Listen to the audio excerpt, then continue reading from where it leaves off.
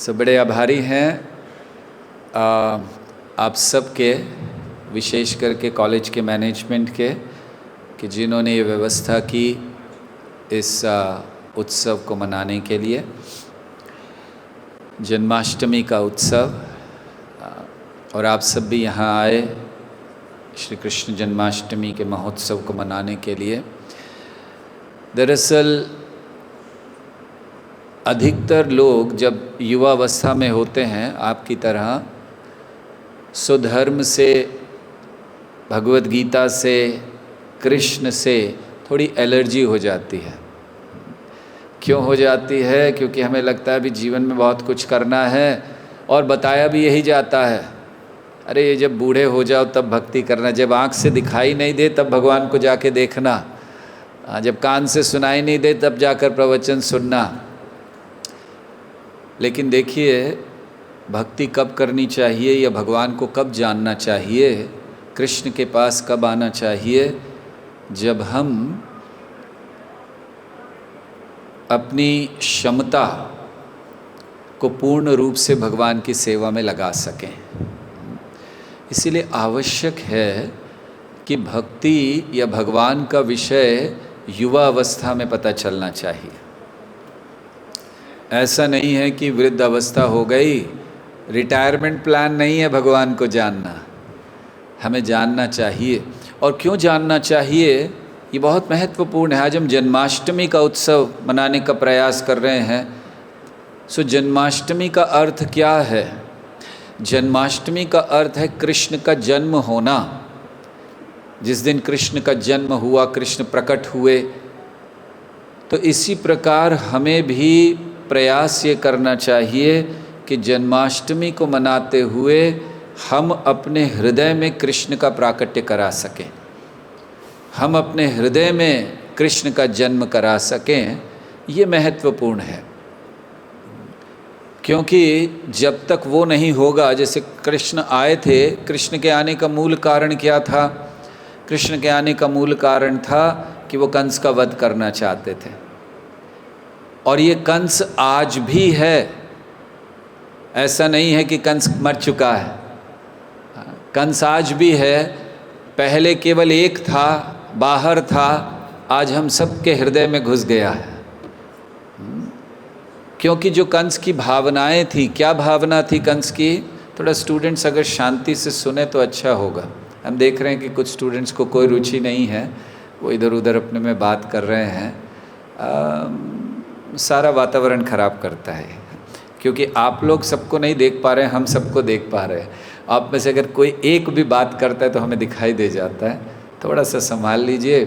आपसे यही प्रार्थना है, ज़्यादा नहीं, आधा घंटा की बात है, उसके बाद तो आपको बाहर जाकर बोलना ही बोलना है। थोड़ा सा कंट्रोल कर लीजिए अपने आप को। यही कंट्रोल चाहिए हमें। आज के समय में युवा वर्ग अपने ऊपर कंट्रोल खो बैठा है। हम केवल सोचते हैं, ये एक और बड़ी बीमारी है, मोबाइल। हम केवल सोचते हैं कि हम बहुत कंट्रोल में हैं, हमने बहुत कुछ कर लिया, बड़ी बड़ी बातें बोलते हैं, कर लो दुनिया में मुट्ठी में। और भावना भी यही है, हमें लगता है हमसे बड़ा कोई कंट्रोलर है नहीं, मैंने सारी चीज़ें कंट्रोल कर ली हैं। लेकिन जब आपदाएं आती हैं, जब कष्ट आते हैं, बाहर की आपदाएं छोड़ दीजिए, जब स्ट्रेस होता है, एंग्जाइटी होती है, हैंडल नहीं कर पाते हैं। इसीलिए युवा वर्ग में सबसे ज़्यादा सुसाइड्स हो रहे हैं। बड़े आश्चर्य की बात है। सुसाइड किसको करना चाहिए? जो व्यक्ति बड़ा निराश हो चुका है, दुनिया के उसने पूरा अपना जीवन में देख लिया, कुछ नहीं कर सका, निराश हो तो वो सोचे तो बात ठीक है। युवा वर्ग जहाँ अभी उन्होंने कुछ किया ही नहीं है, उनमें क्यों इतना सुसाइड हो रहा है? एक ही कारण है, कंट्रोल नहीं है। ना वो मन को कंट्रोल कर पा रहे हैं, ना अपनी इच्छाओं को, ना एंग्जाइटी, ना स्ट्रेस। श्री कृष्ण आए थे हमें ये सिखलाने के लिए कि जीवन व्यर्थ करने के लिए नहीं है। श्री कृष्ण जैसा लीडर, श्री कृष्ण जैसा मोटिवेशनल स्पीकर, श्री कृष्ण जैसा स्ट्रैटेजिस्ट हो ही नहीं सकता। सारा युद्ध उन्होंने करवाया, सारा युद्ध वो उन्होंने उनकी वजह से जीता गया, लेकिन उन्होंने एक भी व्यक्ति को नहीं मारा पूरे युद्ध में। इसको कहते हैं स्ट्रैटेजिस्ट। केवल स्ट्रैटेजीज बनाई, गोल फिक्स किया उन्होंने। श्री कृष्ण का गोल था परित्राणाय साधूनाम विनाशाय च दुष्कृताम धर्म संस्थापनार्थाय संभवामि युगे युगे। और उस गोल को प्राप्त करने के लिए सारी चीज़ें की उन्होंने। उनके सारे कार्य उस एक गोल के लिए थे कि धर्म की स्थापना हो सके। क्यों चाहते थे भगवान धर्म की स्थापना? जब कहा जाता है कि जब जब धर्म की ग्लानि होती है भगवान आते हैं, ये धर्म की ग्लानि क्या है? धर्म की ग्लानि इतनी है जहाँ हम अपना कर्तव्य भूल जाते हैं। जैसे अर्जुन को युद्ध लड़ना था, लेकिन अर्जुन भूल गए कि मेरा कार्य युद्ध लड़ना है। अर्जुन कहने लगे भगवान से मैं युद्ध नहीं करूँगा। दरअसल 2 युद्ध हुए थे, एक बाहरी जो हम लोग जानते हैं महाभारत का युद्ध, और दूसरा आंतरिक। अर्जुन पहला युद्ध तो जीतने के लिए तैयार था, लेकिन दूसरा युद्ध हार गया अपने अंदर का। और हम सब भी अपने से लड़ने में हार जाते हैं। क्यों हार जाते हैं? हम सही ज्ञान को नहीं लेते हैं, हमें सही गाइडेंस नहीं है। विशेष करके युवावस्था में जब भी भटकते हैं, जब भी गलत राह पे जाते हैं, पूरा जीवन खराब होता है। आपने एक छोटा सा पौधा देखा है? जब अभी अभी हमें पौधा दिया, कहाँ गया पौधा? हाँ है इधर। पौधा दिया, ये छोटा पौधा है। अब अगर हम इसको रस्सी बांध कर ऐसे घुमा दें तो जब बड़ा होगा तो कैसे होगा? टेढ़ा होगा, सीधा नहीं जाएगा। और फिर उस समय हम उसको सीधा करने का प्रयास करें तो टूट जाएगा, लेकिन सीधा नहीं होगा। और आपका जो जीवन है इस समय, युवावस्था, इस पौधे की तरह है। अगर आपकी गलतियों से कहीं घूम गया, सीधा जाना है, आगे बढ़ना है, सफलता प्राप्त करनी है, कहीं घूम गया तो फिर जीवन भर के लिए रोना होगा। ये आप बहुत अच्छी तरह हमारी एक बात याद रखिए कि ये जो आपकी अवस्था है बहुत महत्वपूर्ण है। एक छोटी गलती आपका जीवन खराब कर सकती है, और गलतियां करते ही हैं हम युवावस्था में, लेकिन उन गलतियों के लिए बहुत कुछ भोगना पड़ता है आगे।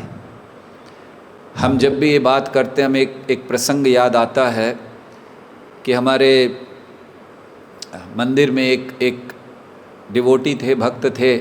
उन्होंने हमसे कहा कि हम आपसे किसी को मिलाना चाहते हैं, हमारा एक मित्र है, आप मिलिए, उसको समझाइए। हम बहुत सारे विद्यार्थियों से मिलते रहते हैं, उनके गाइड करते हैं, तो आप थोड़ा समझाइए, जीवन अच्छा हो जाएगा। हमने कहा ले आइए। अगले दिन लाए, उसको बाहर बिठाया और अंदर आकर हमसे कहा कि हम उसके बारे में बताना चाहते हैं। हमने कहा बताइए। उन्होंने कहा दरअसल वो शूटर है। शूटर मतलब पैसे लेकर लोगों को मर्डर करता है। तो हमने कहा उसको हमारे पास क्यों लेकर आए हो? तो खैर उन्होंने कहा कि आप उसको समझाइए, गलत रास्ता है, छोड़ दे। तो जब वो आया लड़का, तो अब सोचिए, हमें किसी ने कहा कि शूटर है, मर्डर करता है, पैसे लेकर उसका काम है, तो क्या इमेज बनी होगी हमारे कि कौन अंदर आने वाला है? हट्टा कट्टा व्यक्ति, बड़ी बड़ी मूछें, लेकिन अंदर आया इतना पतला दुबला व्यक्ति, यंग, ऐसे लग रहा था बस कॉलेज के बाहर आया अभी। तो हम देखकर हैरान हो गए कि ये शूटर है। तो उन्होंने बताया, हमने उससे पूछा कि कैसे हुआ, तो जो उसने कहा बहुत रियल में हम सब के लिए सोच में डालने वाली चीज़ है। उस समय उसके क्षेत्र में जहाँ वो रहता था थोड़े दंगे हो गए थे। तो उसने कुछ नहीं किया, लेकिन जब पुलिस आती है बहुत सारे लोगों को पकड़ती है, उसको भी पकड़ कर ले गई, जेल में डाल दिया। वो लड़का ऐसा था कि 10th में उसने टॉप किया था बोर्ड में। तो जब दंगे हुए उसको भी उठा के ले गए। 6 महीना पुलिस स्टेशन में रहा वो, और वो 6 महीने में उसका जीवन बदल गया। जो लड़के ने 10th में टॉप किया था, आप सोचिए क्या क्या नहीं कर सकता था वो, लेकिन वो 6 महीने केवल, और उसका जीवन पूरा बदल गया। क्योंकि इतने सारे क्रिमिनल्स के साथ रहा, उसको लगने लगा यही जीवन है। ऐसे ही पैसा कमाना चाहिए, और वो धीरे धीरे आगे चलकर शूटर बन गया, इतना फेमस कि लोगों को पता था अगर इसको पैसा दिया तो आदमी निश्चित मरेगा। तो अब हमने उसको प्रयास किया समझाने का, वो कई मर्डर कर चुका था अब तक। हमने बहुत समझाया कि देखो जिस पथ पर हो, अगर तुम्हें पुलिस ने नहीं भी मारा, कुछ भी नहीं भी हुआ, लेकिन जो तुम्हारे कर्म हैं वो बहुत बुरे होंगे। देखिए हम लोग कुछ चीज़ों को देखते नहीं हैं, कृष्ण भगवत गीता में इन चीज़ों को बताते हैं। भगवत गीता इतना सुंदर ग्रंथ है कि अगर हमने अच्छे से पढ़ा, अच्छे से समझा, जीवन बदल सकता है। 6 महीने में जेल में रहकर उसका जीवन बदल गया, वही 6 महीने अगर हम भगवत गीता पढ़ लें तो हमारा जीवन बहुत बदल जाएगा अच्छी तरह से। Thank you. Hare Krishna. We have a generator here और नो?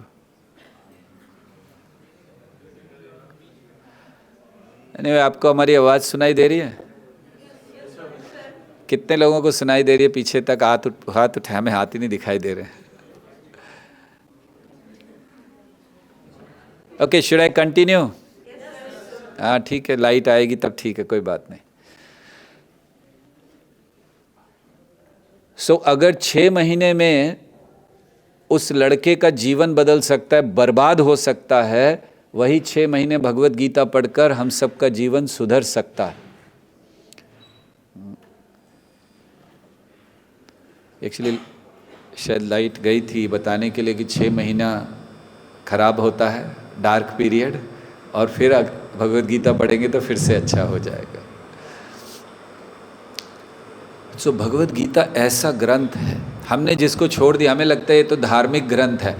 कहीं भगवत गीता में भगवान ने नहीं कहा कि मैं ये केवल हिंदुओं के लिए दे रहा हूँ, या केवल मुसलमानों के लिए दे रहा हूँ, या केवल ईसाइयों के लिए दे रहा हूँ। भगवान कहते सबके लिए है। Most secular book is Bhagavad Gita, क्योंकि सबके लिए है, यूनिवर्सल प्रिंसिपल्स हैं उसमें। तो हमें जीवन बदलना है। तो इस लड़के को हमने बहुत समझाया, लेकिन माना नहीं। उसने कहा कि अगर मैंने आज बंद कर दिया तो मेरे ही लोग मुझे मार डालेंगे, नहीं तो पुलिस वाले मार डालेंगे। हमने कहा वैसे भी मरना है तुम्हें एक दिन। देखिए डर होता है। कंस क्या है? हम अभी कह रहे थे कंस हमारे हृदय में है। क्या है कंस? कंस ये डर है। कंस क्रूरता का प्रतीक था। क्यों क्रूरता करता था वो? केवल डर से। जैसे हम लोग भी करते हैं ना, कभी कभी कोई ऊपर आ रहा है उसको दबाने का प्रयास करना है, किसी को आने नहीं देना ऊपर। ये कंस की मानसिकता है। कंस नहीं चाहता था कि कोई भी व्यक्ति मेरे समान बने, इसलिए दबा दो उसको। से ये जो भय है, ये भय के रूप में कंस आज भी जीवित है हमारे हृदय में, और इसीलिए उसको मारना बहुत आवश्यक है। तो जब हमने इस लड़के को कहा कि देखो तुम वैसे भी एक ना एक दिन कुछ होना ही है, कम से कम एक दिन तो अच्छा जीवन जी लो, लेकिन वो माना नहीं। और 1 महीने बाद वो जो डिवोटी उनको लाए थे, उन्होंने लाकर हमें न्यूज़पेपर दिखाया, पुलिस वालों ने गोली मार दी थी उसको, मर गया वो। 1 महीना केवल। हमें बहुत दुख हुआ सही में, क्योंकि हमने सोचा कि शायद हम और 1-2 घंटा उसके साथ बैठते, प्रयास करते, शायद उसका जीवन बदल जाता, एक दिन तो अच्छा जीवन जीता। उसको गोली मारनी पड़ी क्योंकि उसने उस शहर के कोई बहुत बड़े परिवार की एक बहू थी जिसको मारने का कॉन्ट्रैक्ट लिया था, और उसको मारने के पहले उसके साथ रेप किया और उसको मार डाला। तो बहुत हंगामा हो गया।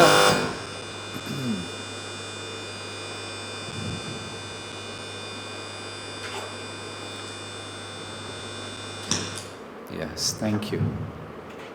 सो बहुत हंगामा हो गया, और पुलिस वालों को भी कुछ करना था। पुलिस वाले उसको अरेस्ट नहीं कर सकते थे क्योंकि वो सारे सीक्रेट्स जानता था। गोली मार दी उसको, ख़त्म। तो हम सोच रहे थे कि अगर इसने थोड़ा बहुत भी कुछ कर लिया होता जाने से पहले, कुछ तो जीवन अच्छा होता। सो इसी तरह सही दृष्टि में जन्माष्टमी मनाने का अर्थ क्या है? अर्जुन की तरह आंतरिक युद्ध को पहले जीतना है।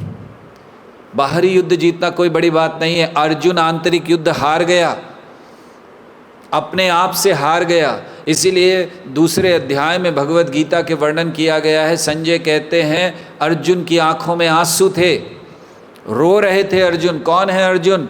दुनिया के सर्वश्रेष्ठ योद्धा, कोई उनको डिफीट नहीं कर सकता था उस समय, लेकिन वो रो रहे हैं। क्यों? संभाल नहीं पाए। तो उस समय भगवान ने उनको ये गीता का ज्ञान दिया। तो भगवान ने भी एकदम सही समय चुना गीता के ज्ञान के लिए, जहाँ बहुत आवश्यकता थी, जहाँ अर्जुन अपने कर्तव्य से दूर जा रहा था। हमें अपने कर्तव्य को कभी नहीं त्यागना चाहिए। धर्म या शास्त्र, भक्ति हमें ये नहीं सिखलाती कि अपने धर्म को त्याग दें या अपने कर्तव्य को त्याग दें। धर्म, भगवत गीता हमें कर्तव्य करने की प्रेरणा देते हैं।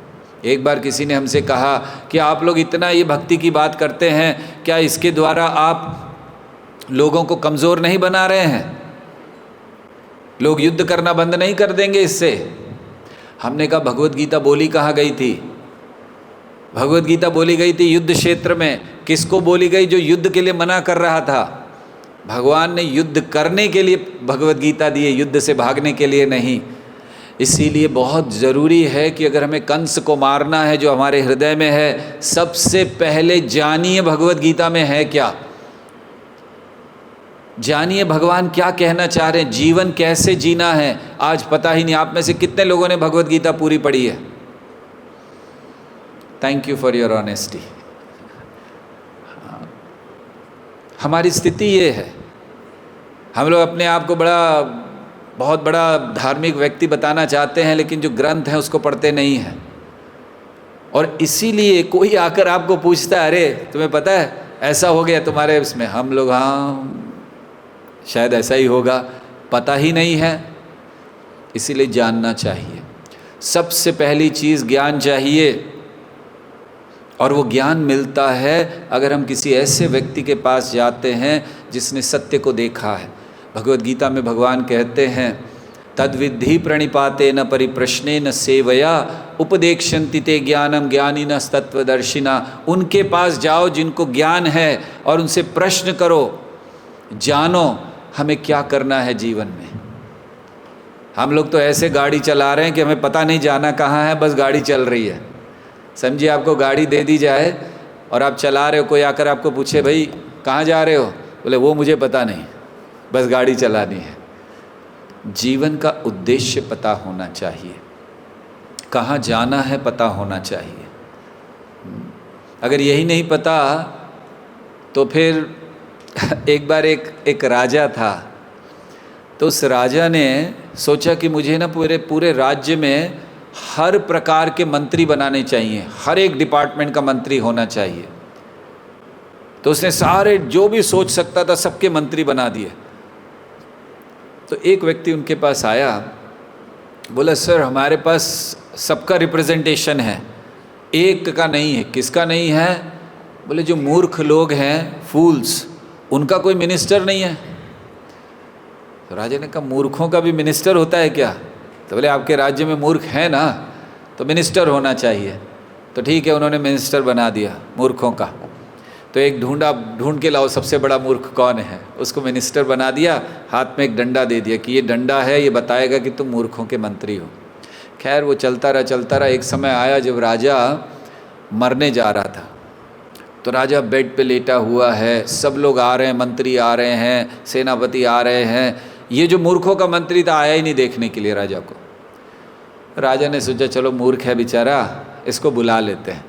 तो राजा ने बुलाया, तो मंत्री आया, देखा लेटे हुए है। राजा को अरे राजा क्या कर रहे हो, सो रहे हो यहाँ पर, इतना बड़ा राज्य चलाना है? राजा ने कहा नहीं अब तो मैं जा रहा हूँ। अच्छा जा रहे हो, कहाँ जा रहे हो? अब बताइए जो मर रहा है व्यक्ति उसको आप पूछिए कहाँ जा रहे हो, क्या जवाब देगा? अभी हम लोग अगर यहाँ से बाहर जाए, हमको पूछे भी कहाँ जा रहे हो, हम कहेंगे हम वो सेक्टर में जा रहे हैं, वहाँ जा रहे हैं, घर जा रहे हैं। मर रहा है व्यक्ति, उसको पूछा कहाँ जा रहे हो, उसने कहा पता नहीं। अरे जा रहे हो, अच्छा ठीक है, साथ में पत्नी वत्नी बच्चों को ले जा रहे हो कि नहीं ले जा रहे हो? और राजा ने कहा अरे जहाँ मैं जा रहा हूँ वहाँ इन सबको नहीं ले जा सकता, मुझे अकेले ही जाना होगा। वो अकेले जा रहे हो, अच्छा पैसा वैसा तो रख लिया ना ठीक से सब कुछ, भाई अकेले जा रहे हो क्या पता कहीं ज़रूरत पड़ जाए, पैसा वैसा रखा है कि नहीं। राजा ने कहा रे मैं जहाँ जा रहा हूँ वहाँ मैं ये पैसे को नहीं ले जा सकता। अच्छा फिर कितनी देर में वापस आओगे ये तो बता जाओ। अब राजा सोच रहा है सच में मूर्ख है, हाँ मैं मर रहा हूँ यहाँ पर और मुझे ये सब पूछ रहा है। तो खैर उसने कहा कि देखो मैं जहाँ जा रहा हूँ वहाँ से वापस नहीं आऊँगा।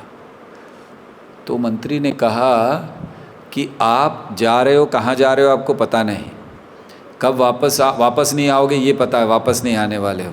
साथ में जो भी आपने जीवन भर कमाया वो लेके नहीं जाने वाले हो, ना आपकी पत्नी जाएगी, ना बच्चे जाएंगे, ना धन जाएगा आपका साथ में। तो उसके पास जो डंडा था उसने कहा इस डंडे के सच्चे अधिकारी आप हो, मतलब मूर्खों के मंत्री आप हो। क्यों? उसने कहा कैसा जीवन आपने जिया, जीवन भर धन कमाया, आपको पता था कि ले जा नहीं सकते, सारे संबंध बनाए, आपको पता था कोई साथ में जाएगा नहीं, जीवन जिया, आपको ये तक नहीं पता कि कहाँ से आए हो और कहाँ जाना है। तो फिर ऐसे व्यक्ति मूर्ख नहीं तो और क्या है। तो इसलिए ये भावनाएं हमें, ये चीज़ें हमें बहुत आवश्यक है कि इसी जीवन में हम सीखें कि क्या करना है क्या नहीं करना है, और भगवान से दूर ना जाएं। इसीलिए हमें बड़ी प्रसन्नता है कि यहाँ पर जन्माष्टमी मनाई जा रही है, क्योंकि लोग भगवान से दूर जाने में गर्व मानते हैं आजकल, बड़े गर्व से कहते हैं मैं नास्तिक हूँ, मैं भगवान को नहीं मानता। वैसे वो माने या ना माने भगवान मनवा ही देते हैं। एक जर्मन फिलोसोफर थे नेश्चे, उन्होंने चर्च की दीवार पर लिख दिया गॉड इज़ डेड और नीचे अपना नाम लिख दिया नेश्चे। थोड़े समय बाद वो मर गए, तो लोगों ने क्या कर दिया, वो गॉड का हटाकर उसका नाम लिख दिया, Nietzsche is dead signed by God. तो हम लोग कह सकते हैं भगवान को नहीं मानते, लेकिन फिर भी भगवान हैं ये सत्य है, इसको कोई झुटला नहीं सकता। तो जब है तो हमें उनकी पूजा, उनकी आराधना, उनसे जुड़ना।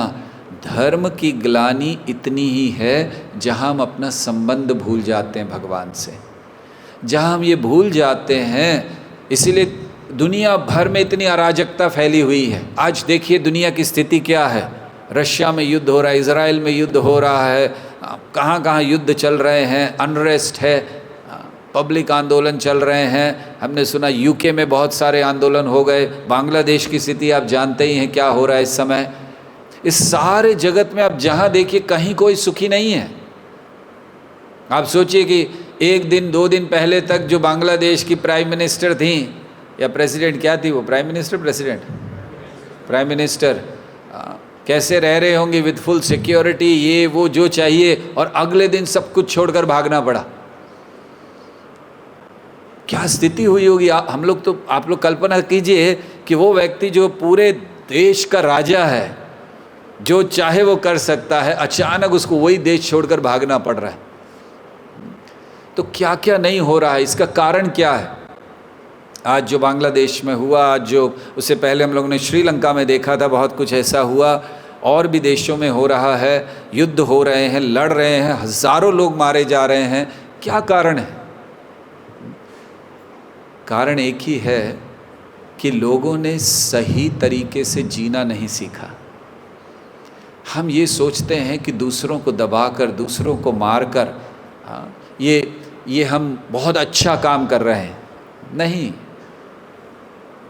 सच्ची चीज़ क्या है, प्रयास करना, अच्छी तरह रहना। देखिए अर्जुन को भगवत गीता में दो शिक्षाएं प्रमुख दी। एक तरफ दिया कि गुण अच्छे उत्पन्न करो, आपके हृदय में ये जो काम वासना है, ये जो लोभ है, ये जो क्रोध है, इसको शांत करो। लेकिन दूसरी ओर ये भी कहा कि जब गलत हो रहा हो तो उसका विरोध भी करो। तो ये नहीं है कि हम बड़े धार्मिक व्यक्ति हैं, आप आइए मेरे सर पर मारिए, मेरे पैर पर मारिए, मेरे काट कर फेंक दीजिए, मैं कुछ नहीं करूँगा। भगवान ने दोनों शिक्षाएं दी हैं अर्जुन को। इसीलिए अंग्रेजी में एक कहावत है, when you are at work act like a lion, but at home act like lamb. जब आप काम कर रहे हो या आपको कुछ करना है तो सिंह की तरह होना चाहिए, लेकिन जब घर पर हैं तब फिर बहुत एक बकरी के बच्चे की तरह होना चाहिए। तो दोनों चीज़ें आवश्यक हैं और भगवत गीता हमें दोनों चीज़ सिखलाती है, गुणों को उत्पन्न करना और हमें तैयार करती है ऐसे सब चीज़ों के लिए जहाँ हमें विरोध सहन करना पड़े तो हमें कैसे आचरण करना चाहिए। इसलिए रियल जन्माष्टमी क्या है? रियल जन्माष्टमी है कि हम अपने संबंध को भगवान से जानें। कौन है कृष्ण? हम क्यों इतना उत्साह मना रहे, क्यों इतना बड़ी बड़ी तैयारियां हो रही हैं? हम भगवान को जानें, भगवान से अपने संबंध को जानें। बहुत महत्वपूर्ण है ये, जिसको हम भूल चुके हैं इस समय, और उस संबंध को जानकर अपने जीवन को बदलने का प्रयास करें। हमारा जीवन ऐसा होना चाहिए जिसका केंद्र, या कहना चाहिए कि हम बहुत आराम से सुख से रह सकें। राइट? हम जब छोटे थे तो हमने एक गाना सुना था, आज चल के तुझे मैं लेके चलूँ एक ऐसे गगन के तले, जहाँ गम भी ना हो आंसू भी ना हो, बस प्यार ही प्यार पले। सुना आप में से किसी ने? ये जनरेशन ने सुना नहीं होगा, बहुत छोटा बहुत पुराना गाना है। तो लोग पहले से कामना कर रहे हैं एक ऐसे स्थान की जहाँ पर दुख ना हो, कष्ट ना हो, और वो स्थान भगवान भगवत गीता में बतलाते हैं। कहाँ है वो स्थान जहाँ दुख नहीं है, जहाँ कष्ट नहीं है, जहाँ एक दूसरे को मारा नहीं जाता। आज का समाज बहुत स्वार्थी समाज हो गया है। जैसे एक बार दो मछलियाँ तैर रही थी पानी में, एक छोटी थी एक बड़ी थी।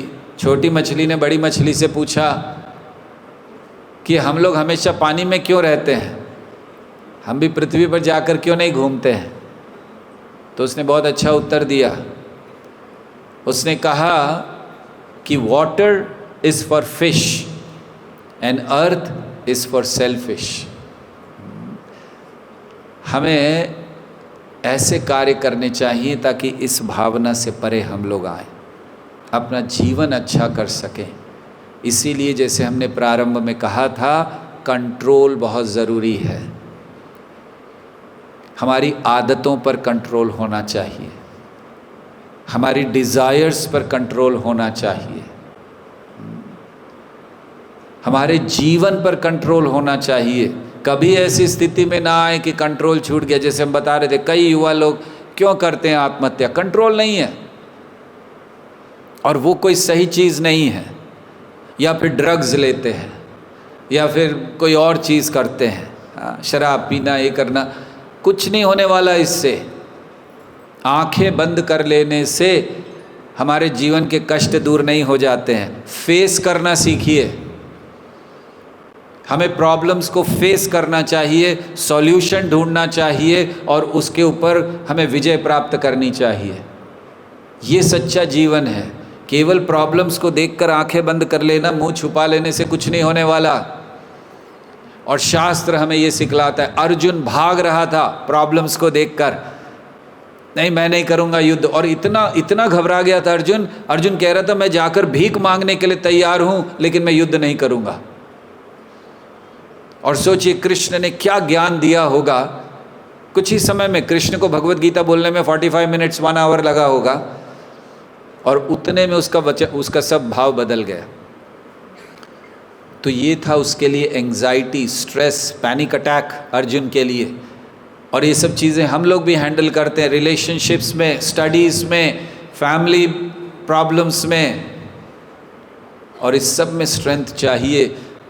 इसीलिए सबसे पहले गाइडेंस में रहना चाहिए, और गाइडेंस भी आधार होना चाहिए भगवत गीता भागवत का। और उसके आधार पर अगर हम लोग जीवन जीते हैं तो निश्चित हमारे जीवन में सच्ची सफलता आ सकती है। Real success is not to acquire things, but real success is to be satisfied in what you have. Real success is to achieve what you can, but not going on and on and on and becoming depressed because I cannot. प्रयास करना हमारे हाथ में है। कर्मण्यवाधिकारस्ते मा फलेषु कदाचन। सो सही दृष्टि में अगर हम जन्माष्टमी मनाएं तो हमें जन्माष्टमी के दिन भगवान कृष्ण से प्रार्थना करनी चाहिए कि जो शक्ति अर्जुन को उन्होंने दी, जिसके द्वारा वो अपने हृदय में बैठे हुए कंस को मार सका, जो शक्ति, जो बल, जो ज्ञान आपने अर्जुन को दिया, जिसके द्वारा अर्जुन पूरी दुनिया को जीत सका। भगवान ने भगवद गीता में अर्जुन को कहीं नहीं कहा कि फेमस नहीं होना, उल्टा भगवान ने भगवद गीता में अर्जुन को कहा है कि फेमस हो। ये गलत धारणा है कि जो भगवान की भक्ति करते हैं उनको कोई इच्छा नहीं। अर्जुन को उन्होंने कहा तस्मात् त्वमुत्तिष्ठ यशो लभस्व जित्वा शत्रुन भुंक्ष्व राज्यम समृद्धम। अर्जुन को उन्होंने कहा उठो अर्जुन, फेमस हो, यशो लभस्व, यश मतलब बिकम फेमस, जित्वा शत्रुन, अपने शत्रुओं को जीतो, भुंक्ष्व राज्यम समृद्धम, और राज्य को एंजॉय करो। सो भगवद गीता हमें ये ज्ञान देती है, लेकिन कैसे? रूट से कनेक्ट रहकर। जैसे हम लोग पतंग उड़ाते हैं, पतंग बहुत ऊंची ऊंची जा सकती है, कब तक? जब तक उसकी डोर कहीं किसी के हाथ में है। अगर डोर कट गई तो पतंग केवल हवा में उड़ती हुई दिखाई देती है, उसके बाद ख़त्म, नीचे चली जाती है। इसी तरह हम बहुत आगे जा सकते हैं लाइफ में, और जाना भी चाहिए, बहुत कुछ करना चाहिए, कुछ करके दिखाना चाहिए, लेकिन अपने रूट से कनेक्ट रहकर, डिसकनेक्शन नहीं होना चाहिए रूट से। और वो रूट्स हैं हमारी कल्चर, जो बेस्ड है शास्त्र पर, भगवद गीता भागवत पर, इसीलिए उसको कभी त्यागना नहीं चाहिए।